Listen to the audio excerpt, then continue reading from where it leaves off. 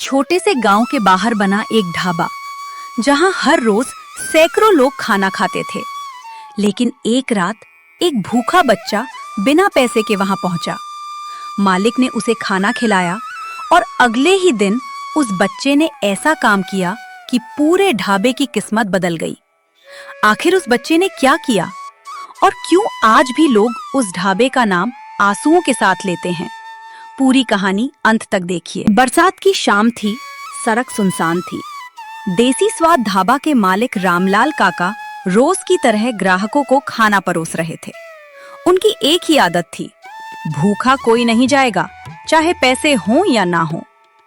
उसी समय लगभग 12 साल का एक दुबला पतला लड़का भीगता हुआ ढाबे के सामने आकर खड़ा हो गया। उसकी आंखें सीधे तवे पर सिकती रोटियों पर थीं। रामलाल काका ने दूर से ही देख लिया।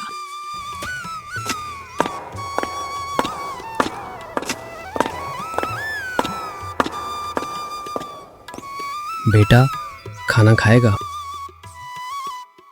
मेरे पास पैसे नहीं हैं।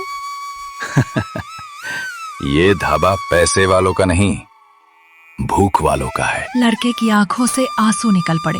उसे गरम रोटी, दाल, सब्जी और खीर खिलाई गई। खाना खाते समय लड़का बार बार रो रहा था। काका ने पूछा, इतना क्यों रो रहा है? 3 दिन बाद पेट भरकर खाना खाया है।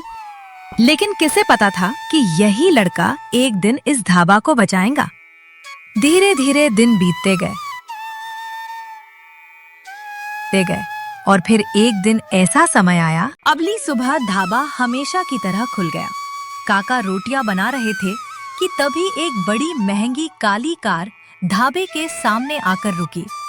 उसमें से एक अमीर आदमी उतरा। उसके साथ 2 बॉडीगार्ड थे। उसने ढाबे का खाना खाया और बोला, इतना स्वाद मैंने कभी नहीं चखा। ये ढाबा बेच दो, जितनी कीमत मांगो दूंगा। भाई साहब, ये ढाबा कमाई का नहीं, लोगों के प्यार का है। मैं इसे बेच नहीं सकता। अगर प्यार से नहीं बेचोगे तो मजबूरी में बेचना पड़ेगा। वो धमकी देकर चला गया।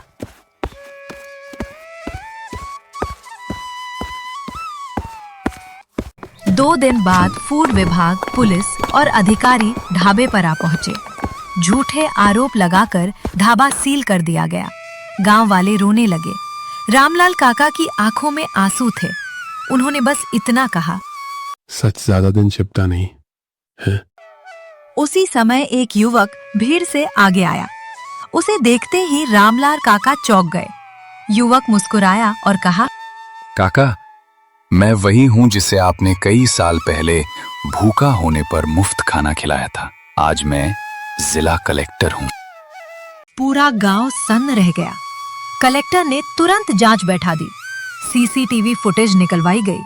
सच्चाई सामने आ गई। जिस अमीर आदमी ने ढाबा खरीदना चाहा था, उसी ने अधिकारियों को रिश्वत देकर झूठी शिकायत करवाई थी। उसे वहीं गिरफ्तार कर लिया गया। ढाबे की सील हट गई। पूरा गांव तालियां बजाने लगा। रामलाल काका की आंखों से आंसू बह निकले।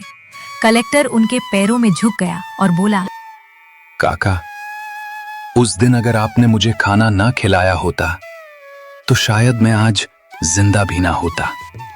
आपने सिर्फ रोटी नहीं, मेरी जिंदगी बचाई थी। रामलाल काका ने उसे गले लगा लिया। तब से दूर दूर से लोग सिर्फ खाना खाने नहीं, बल्कि उस इंसानियत को महसूस करने आने लगे। कहानी की सीख, दुनिया में किया गया एक छोटा सा नेक काम कभी न कभी सबसे बड़ी खुशी बनकर लौटता है।